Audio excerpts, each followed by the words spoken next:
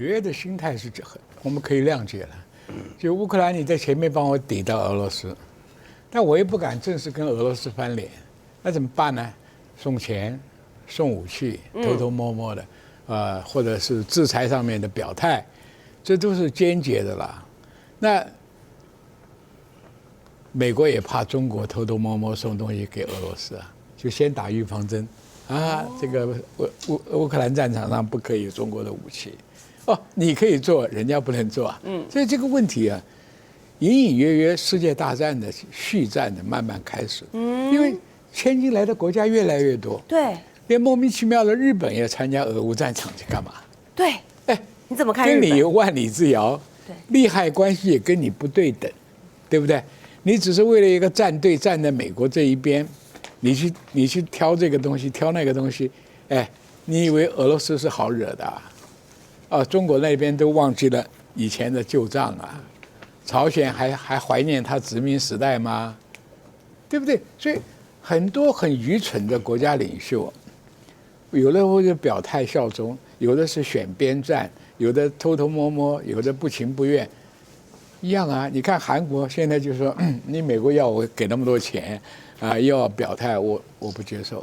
那中国又趁虚赶快弄，这个大国博弈啊，就你丢我捡，你挖我弄，没完没了的。那南韩不情不愿，那你觉得日本呢是心甘情愿的吗？高市早苗现在高市早苗是内外的关系，它内部啊，当它崛起就是以抗中保日的这个味道。对，那右派嘛，因为日本国民当然。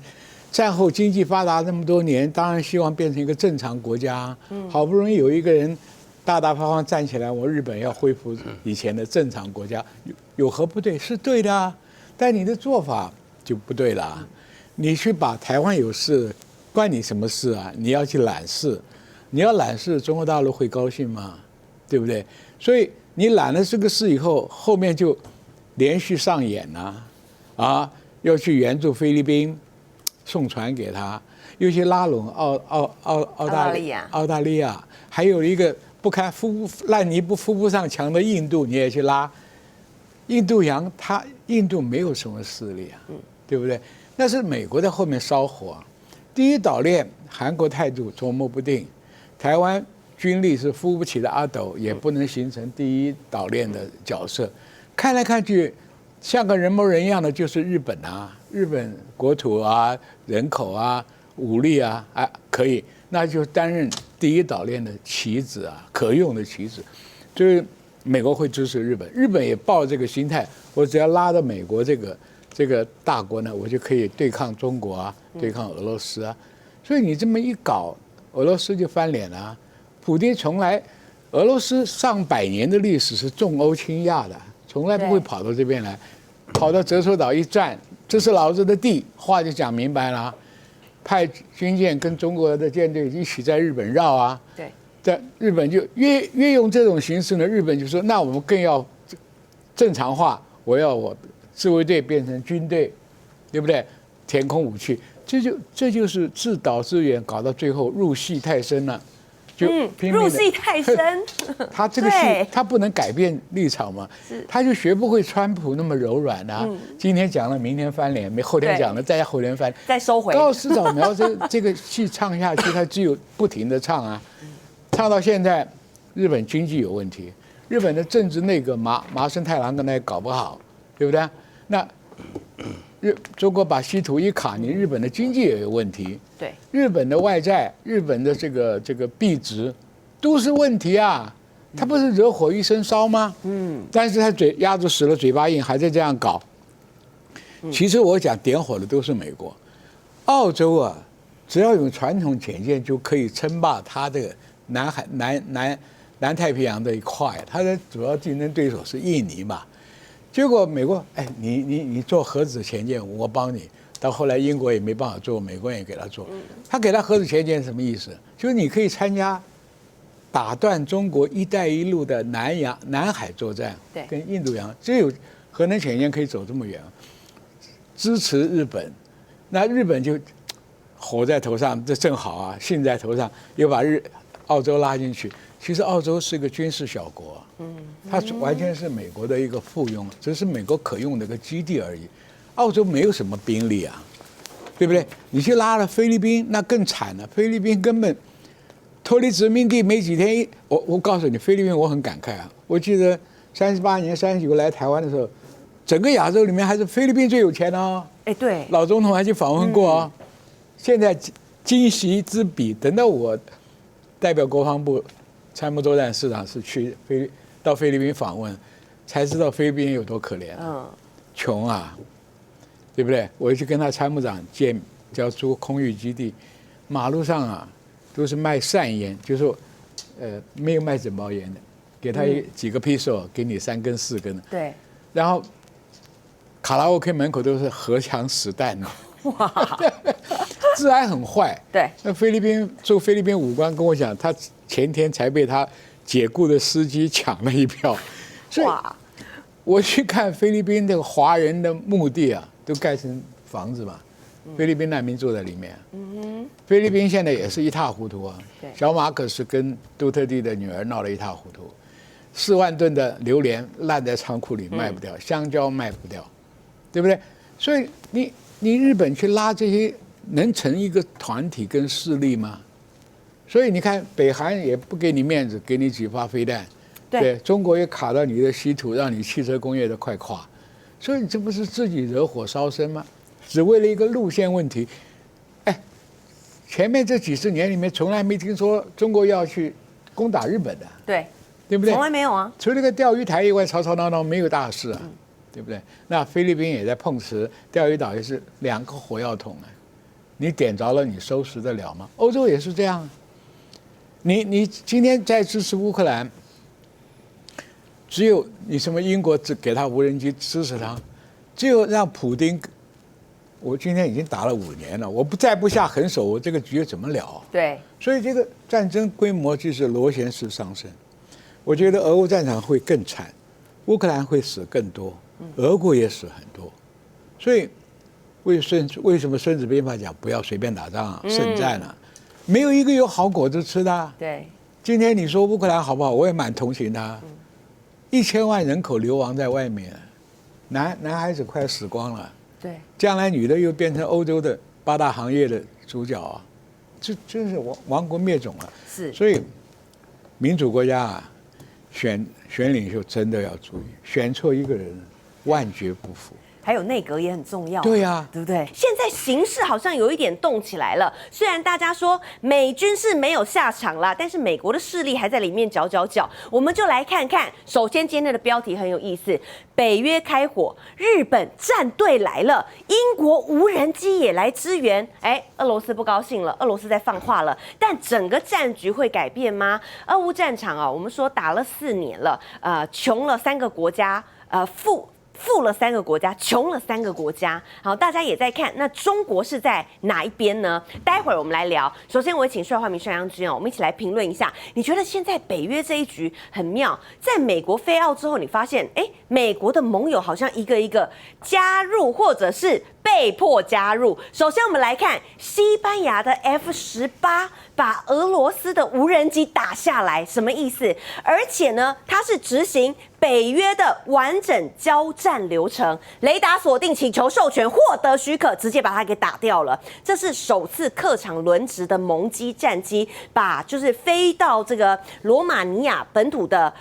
无人机给打下来。虽然俄罗斯没说是不是他的啦，但大家想应该也是。其实这个事件我们后来有查了一下，就是乌克兰自己本身其实并没有，官方并没有这样子说。那我们是从一个社群媒体上面看到最早发布这样的讯息。那其实最早在2022年的时候，其实日本共同社就曾经发过一篇新闻，那个是70名日本人想要到，就前自卫队军官想要到乌克兰去参战，大概在2022年。这个新闻其实最早在那个时候就有了。那比较有趣的是，在7月份，日本共同社有一位记者在基辅也发了一篇真正他去采访，已经在乌克兰雇佣兵的前日本自卫队的队员。那他因为整个脚被炸断了，所以他其实在康复中。那透过这一篇访问，其实我们比较能够了解说，现在的确在乌克兰的确有一些日本自愿参战的，就是加入到他们国际军团的。那我们大概比较知道这个日本人参战实际的情况。那在这个采访里面，其实这位前日本自卫队的队员，他坦诚的讲，就是当初跟他一起去乌克兰参战的大部分的人已经都阵亡了。对，其实日本人并不是没有在俄乌战争里面有伤亡，其实有很多其实根本就现在都已经不在了。那刚刚义珍问说，那1万美元到底多还是少？当然是多，因为我们知道目前一般在乌克兰的这种国际军团，就是你自愿非乌克兰的乌克兰籍，然后到乌克兰去帮他们打仗。1个月大概就是$5000。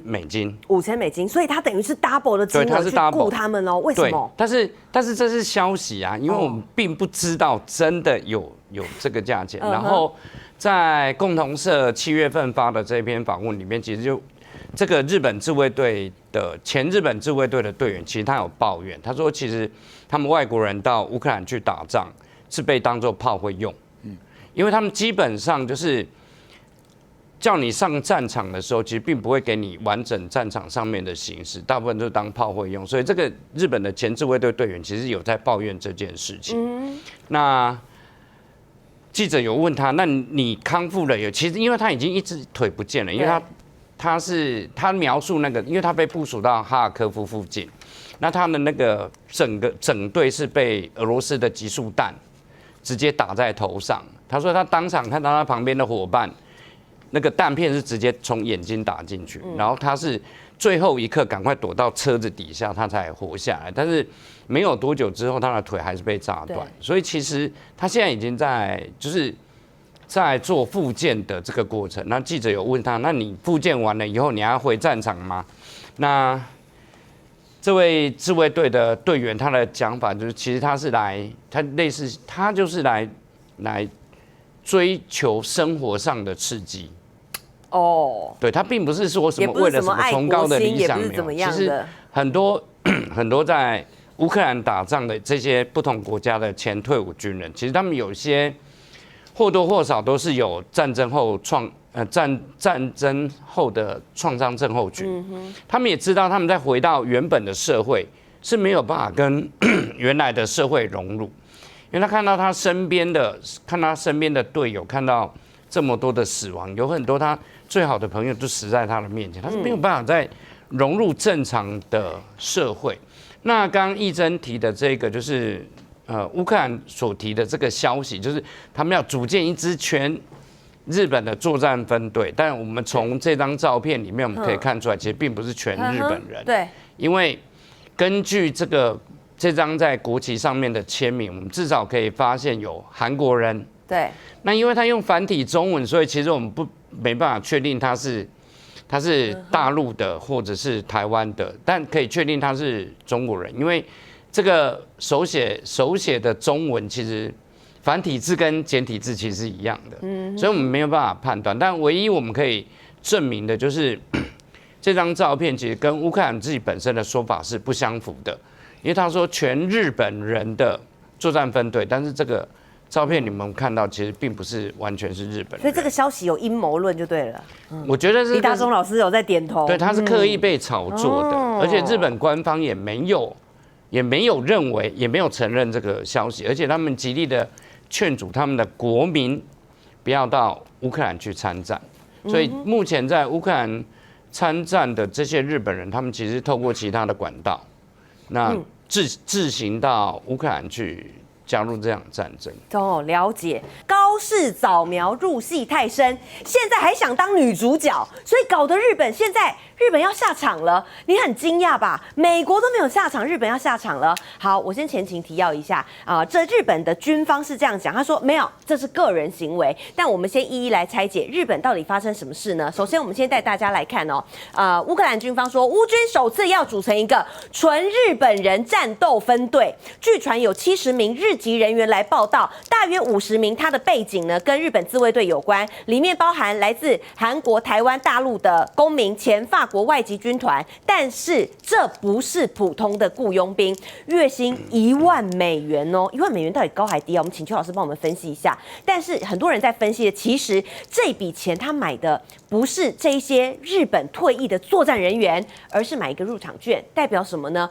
日本有下场哦。好，那接下来绑架国民的情绪，日本跟俄罗斯，普丁前面怎么讲？他上了泽桌岛之后，他直接讲了日俄关系从来没有这么糟过，都是你高市早苗害的。所以日本跟俄罗斯现在的状况，如果日本站对乌克兰，哇，那这个俄罗斯怎么看待接下来的日本呢？那尤其日本人如果在战场上有罹难，那日俄关系是否又会被拉到对立面？与此同时哦，来我们来看一下，日本驻俄罗斯大使武藤显，来导播你再帮我回去前面一张，日本驻俄罗斯大使武藤显呢，他直接被俄罗斯外交部叫去训话。整整25分钟，一开始用了一堆理由，我不在莫斯科，我身体不舒服。拉夫罗夫一句话，你必须来跟我做解释之后，马上病就好多了，然后就被叫去这个训话了。好，导播再麻烦你给我刚刚那一张。所以这张照片当中，我们可以看到了，很明显啊，拉的就是日本的国旗啊。你说你日本完全没有干系，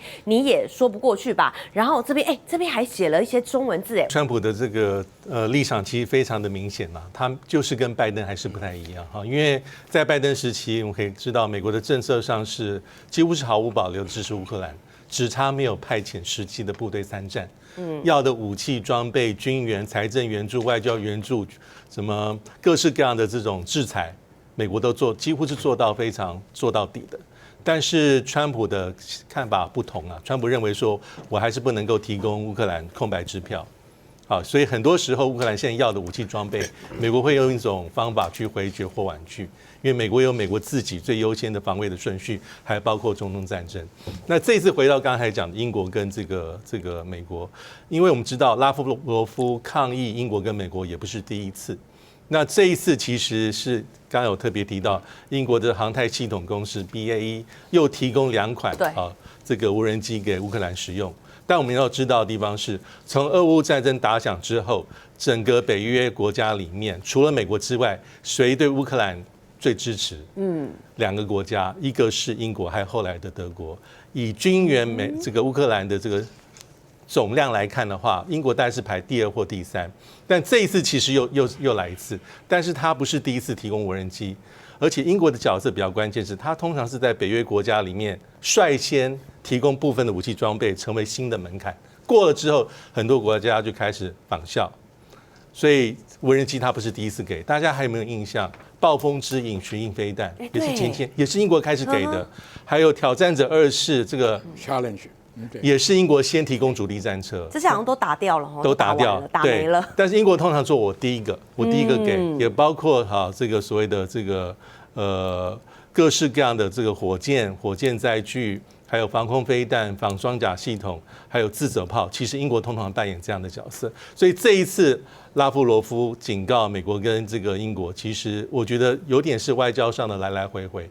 但是我稍微回到像刚才的日本，日本俄罗斯召见日本驻俄大使其实这次8月14号召见还是为了这个普亭上次捉岛后的2方的一个外交的攻防。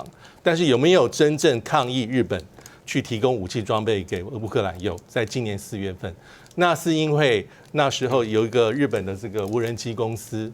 他投资给乌克兰的无人机制造商，所以那是4月份的时候，俄罗斯的外交部是非常强烈的去抗议，他觉得日本你跨过线了。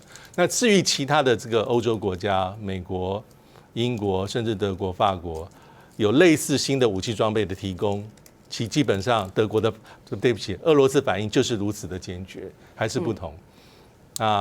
目前的状况大概是如此。英国这个就跑不掉了，因为英国的确就是提供了无人机，对俄罗斯来讲也讲得很明确。英国你卖这么多无人机给乌克兰，我就认同你也加入了这场战争。请教李大中老师，你怎么看这一局呢？好，首先我们先带大家来看乌克兰，我们都知道现在的战场你根本不是什么飞弹啊，那些什么步兵啊，根本跟以前跟开战的时候完全不一样了，甚至乌克兰还希望说未来的战场它要90%以上。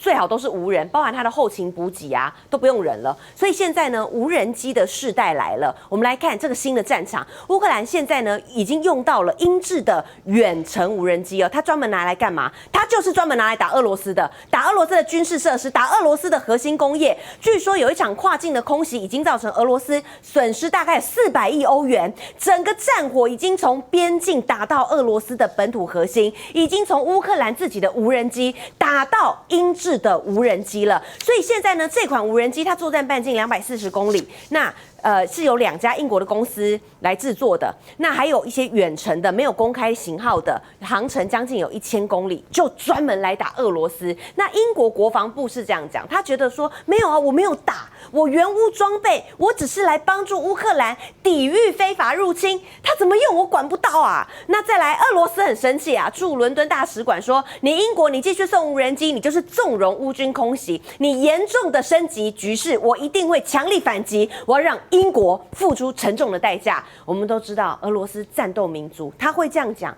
他不是没有实力，不能做得到哦。所以俄罗斯外交部长拉夫罗夫就说啦，美国。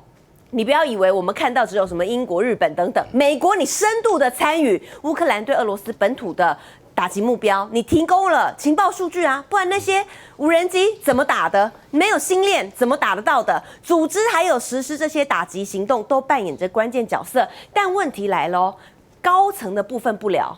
川普跟普丁没有见面，现在的状况叫冷处理，所以美国是怎么来看待俄乌战争呢？你们自己搞吗？战争形态一变了，过时的武器变成淘汰品。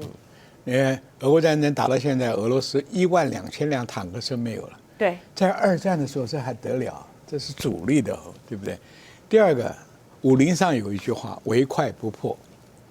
凡是速度快的，他一定克制你。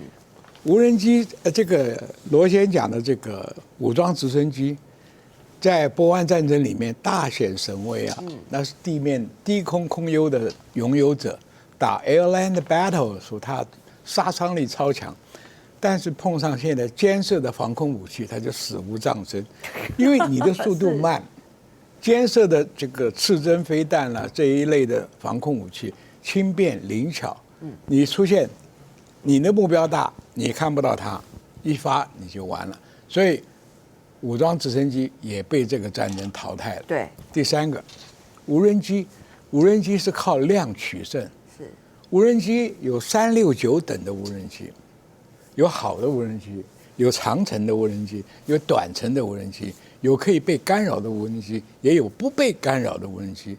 所以无人机里面，你要发展无人机，做那个飞机很简单，小工厂3D 都可以做出来。那个小的电池马达也好，内燃机的马达也容易做，难的是怎么样导航，怎么样导控，怎么样掌握。人家高级的无人机里面还有 AI， 还可以指挥一大堆其他的无人机。那无人机在战场上干什么呢？在俄乌战场上表现的战术是什么？它有大群的无人机，让你的雷达搞不清楚，中间穿杂的有高超音速飞弹，而这个飞弹把你的雷达打掉了，把你的飞弹阵地打掉了，其他的无人机残存的无人机就产生作用了。所以俄罗斯可以打毁了1000多架无人机，但是混杂在这里面还有漏网的无人机。对，那漏网的无人机，我就讲的高级的无人机，比如说英国给的，啊，这顺便我就讲一下英国。英国孤悬在欧洲的外海，英伦三岛，干你屁事啊！可是你把英国的历史200年来历史扒一扒，它典型的是欧洲的搅屎棍。怎么讲？不干你的事。德国打法国，他去帮法国；法国打德国，他去帮德国，他去帮俄国。欧洲所有战争，他都要插一脚。为什么？他认为英国最好的国家安全是你们欧洲打来打去，你们内乱的时候就无力。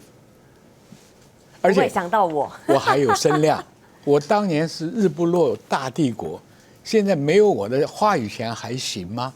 所以你看啊，干你屁事啊，他就要参加。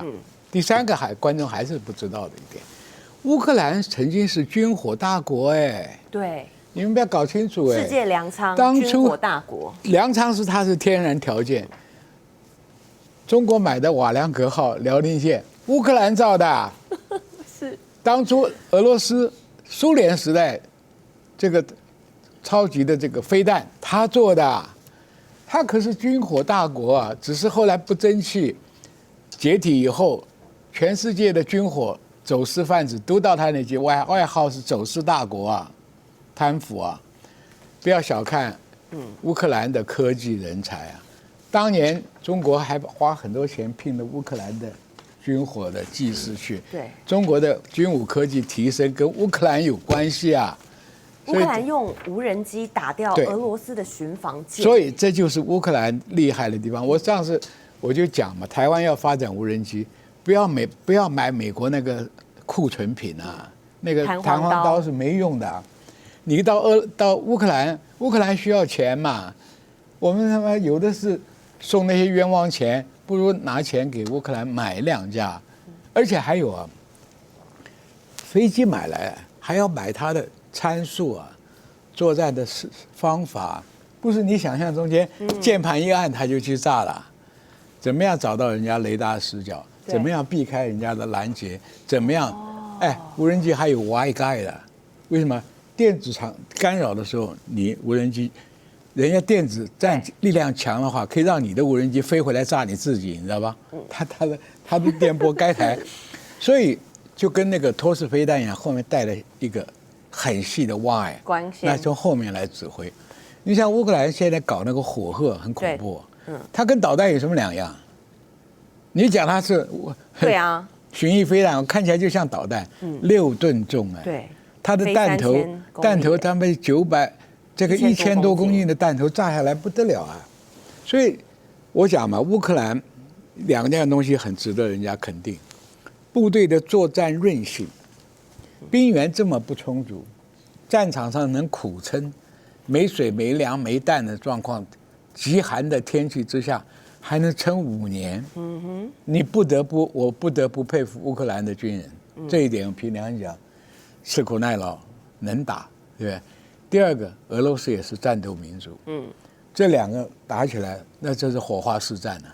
哎，俄罗斯也很惨呢，俄罗斯并不有钱呢，油田被炸，油井被炸，油轮被炸，军舰也被炸，炼油厂也被炸，对，所以我跟你讲，你不要看美国的舰队很强大，中国大陆舰队很强大，舰队的防空一旦失败，我跟你讲，下场都很惨的。对，你看俄罗斯，在黑海就被打掉，都被打掉了，清空啊，真的是团灭啊，黑海舰队。还有荷姆兹海峡能够控制，伊朗能控制，靠什么？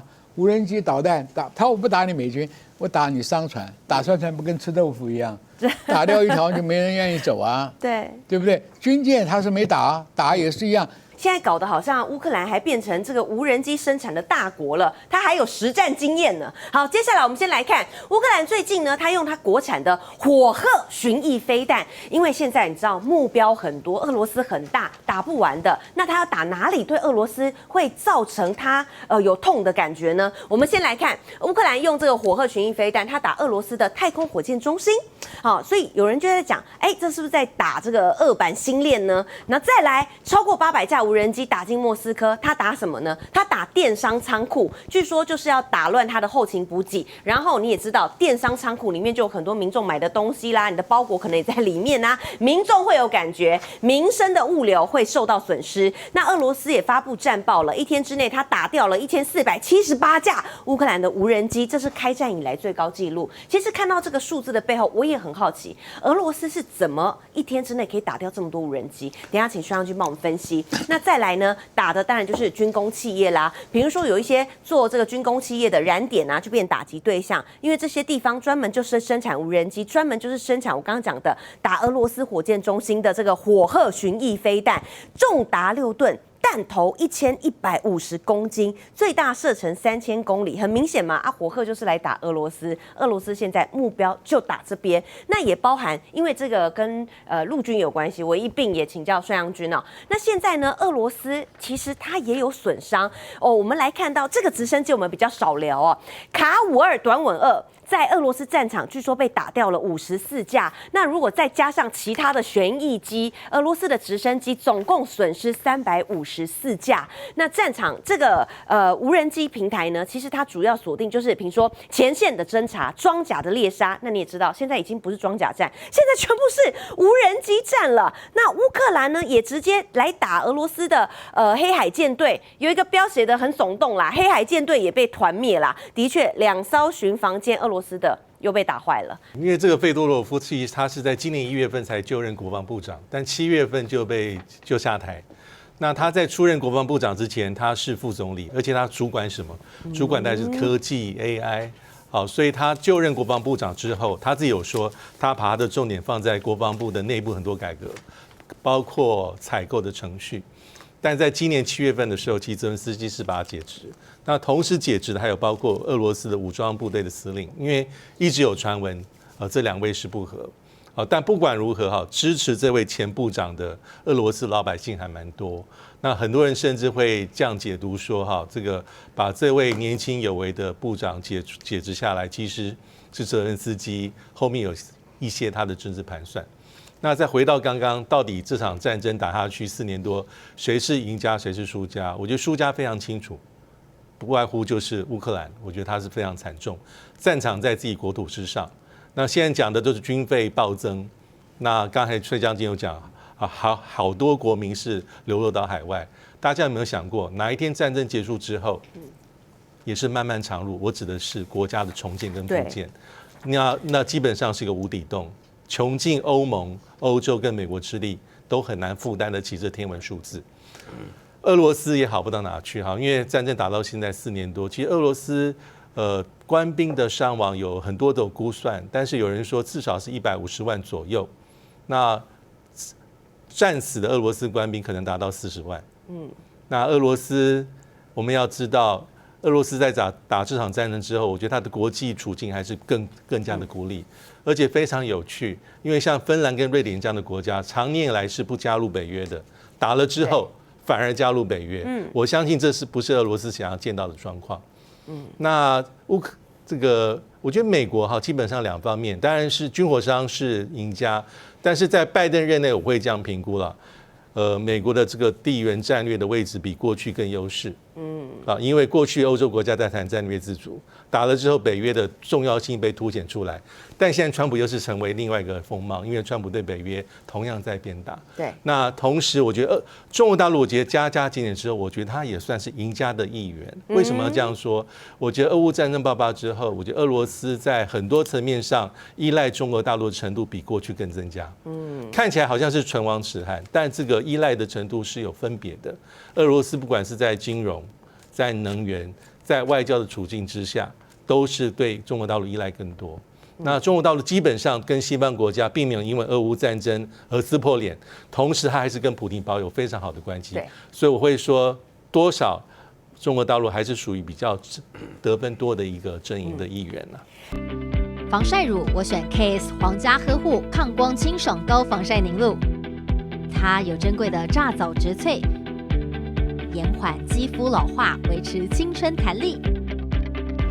新添加3大配方：没药醇能舒缓肌肤不适感，柔焦提亮成分自然修饰肤色，还有玉米发酵保湿因子，水润好推更透气。365天，天天抗光，延缓老化，专属你的 KS 抗光清爽高防晒凝露。